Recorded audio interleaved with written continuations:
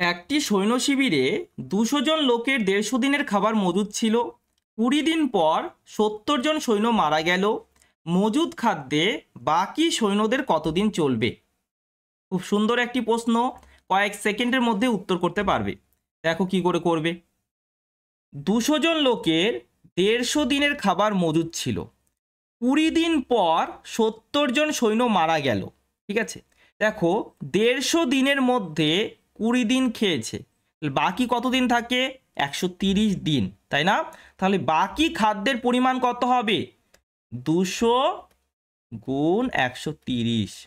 কিন্তু এই খাদ্যটা কারা খাবে? এই খাদ্যটা কারা খাবে? 70 জন তো মারা গেল, 200 জনের মধ্যে 70 জন মারা গেল, অর্থাৎ বাকি থাকে 130 জন, তাই না? 200 মাইনাস 70, 130। তাহলে 130 130 কাট হলো, অর্থাৎ বাকি খাদ্যে তাদের আর 200 দিন চলবে। পরে কোশ্চেনটি করো তাড়াতাড়ি। দেখো 4000 জন লোকের 190 দিনের খাবার মজুদ ছিল। 30 দিন পর 800 জন অন্যত্র চলে গেলেন। অবশিষ্ট খাবারে বাকি সৈন্যদের কতদিন চলবে?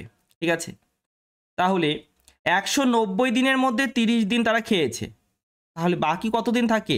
160 দিন। 190 মাইনাস 30, 160। ঠিক আছে, তাহলে বাকি খাদ্যের পরিমাণ কত হবে? 4000 গুণ 160। ঠিক আছে, এই খাদ্যটা কারা খাবে? 800 জন তো চলে গেলেন, 4000 জনের মধ্যে 800 জন চলে গেলেন, বাকি থাকে 3200। বাকি থাকে 3200। ঠিক আছে, ওকে দাদা।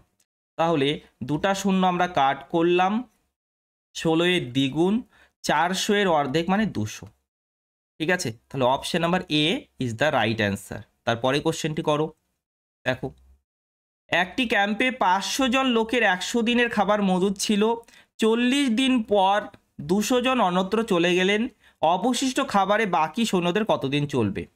দেখো 100 দিনের মধ্যে 40 দিন তারা খেয়েছে, তাহলে বাকি কতদিন থাকে? 60 দিন, তাই না? তাহলে খাদ্যের পরিমাণ কত হবে? বাকি খাদ্যের পরিমাণ 500 গুণ 60। এই বাকি খাদ্য কারা খাবে? 500 জনের মধ্যে 200 জন তো চলে যাচ্ছে না, বাকি থাকে 300 জন। বাকি থাকে 300 জন। ঠিক আছে, দুটা শূন্য কাট করলাম, তাহলে কত হবে? 100। অর্থাৎ option number D is the right answer. কেমন লাগলো কমেন্ট করে জানাবে। Thank you.